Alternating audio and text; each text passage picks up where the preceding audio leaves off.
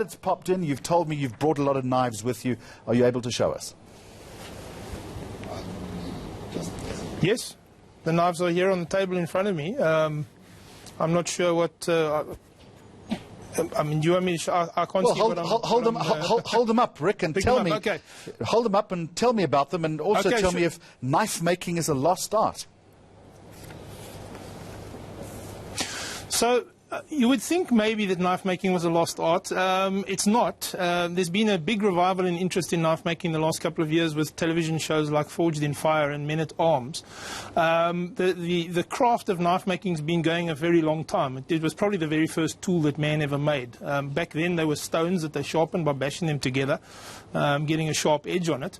And then obviously it moved into the Bronze Age, where they discovered that bronze could be shaped and turned into an implement, same as those sharpened stones. And then we moved into the steel era, or the Iron Age, and then into steel. Men have been making knives time immemorial, pretty much. The art has been carried on steadily over many years by many craftsmen around the world. There are literally thousands and thousands of knife makers. The knives that I brought with me is a sort of selection of knives from some of our members. This piece is a ring quillion dagger. So this is typically this is a weapon. It's not. I mean, it's a thing. It will never get used in today's times. This knife would go into some collector's collection and either hang on the wall or sit in a display cabinet. Something like this is from a craft perspective. There's a lot of art. There's a lot of technique and skill that goes into making something like this. Besides the fact that the maker himself made the steel. This steel is patterned steel. We call it Damascus steel. There's a pattern in the steel which is created by combining different types of steel, forging them together, and then manipulating them to create a pattern in the steel, which makes it very attractive. The other knives on the table, this one, for instance, this is what would be known, and most people would recognize it as a Bowie knife. The Bowie knife, sort of the traditional American knife from the old Wild West. Again, the steel was made by the maker. The handle on this material, is hippo tooth. It's a natural material, so there is chances of marks and so on in the material, as you can see. The other knives I'm showing I didn't bring, unfortunately, I didn't have any kitchen knives to bring me, although this knife technically is, for want of a better description, is a form of kitchen knife. Right. This knife actually has the history, it's called the Volhuter knife. This is the same knife, or a model of the same knife used by a game ranger in the Kruger National Park back in, I think it's the 1800s or the early 1900s. Harry Volhuter used a knife like this, exactly the same, which was a kitchen knife, to save his life from an attack by a lion. He actually killed the lion using this little kitchen knife. Okay. Rick, before you go on, let me squeeze in another question. Now, these are beautiful works of art, as you've suggested that you're showing to me. It's art. It's also technique. How do you make a knife, and what skills does a person need? Can anyone do it? I think most people could, if you have a fair amount or a basic amount of skill with your hands. You can work with your hands without sort of breaking or damaging things too easily. You can learn the skills needed to make a knife. Now, there's two main ways of making a knife that we make knives these days. The traditional way, not traditional as in the Stone Age, but traditional way is where we would forge the knife. So we would use a forge, which is a very hot furnace or fire, an anvil and a hammer, and then we have the basic piece of steel. We heat the steel up and we basically shape it using the hammer on the anvil. From that point onwards, once the knife has its basic shape, we would move on to grinding machines and drilling machines and so on to drill holes and to shape, to continue with the shaping, and that let's call it, that is part of a forged blade. We still move on to grinding and so on. However, there's a whole realm of knife making which has been around probably, well, I don't know, 40 or 50 years or more, which we call stock removal knife making, where there's no forging at all involved, with the exception of the steel being created at the factory, in the foundry.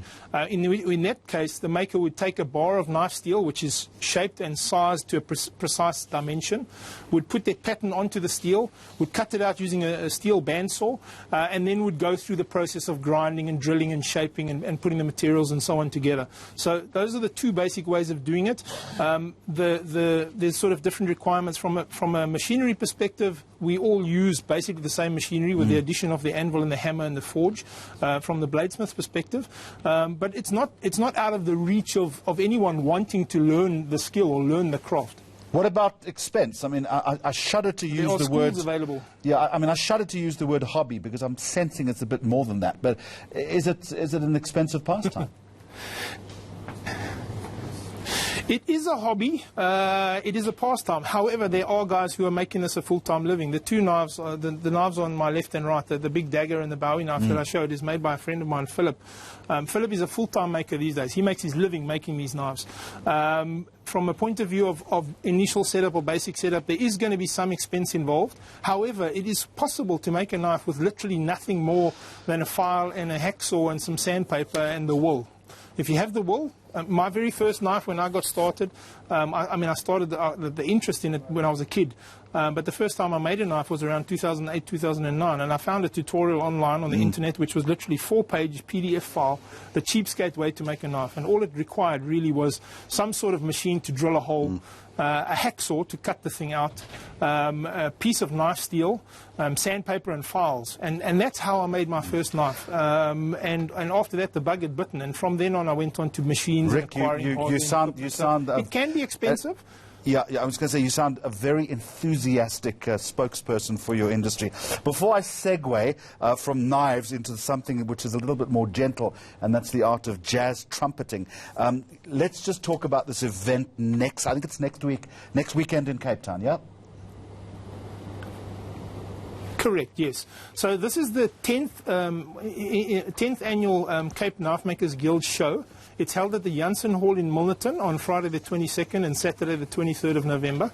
The times starts at 12 o'clock on the Friday and runs through to 6 o'clock, and then at 10 o'clock on Saturday, running through to 3 o'clock in the afternoon.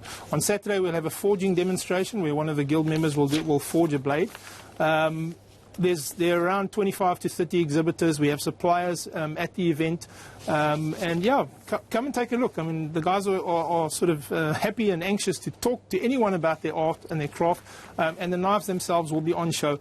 I didn't, as I said, didn't bring a kitchen knife, but we will have kitchen cutlery as well. Yeah. Possibly even an axe or two. And yeah. Rick Afonso, Chairman of the Cape Knifemakers Guild, it's been an absolute pleasure talking to you.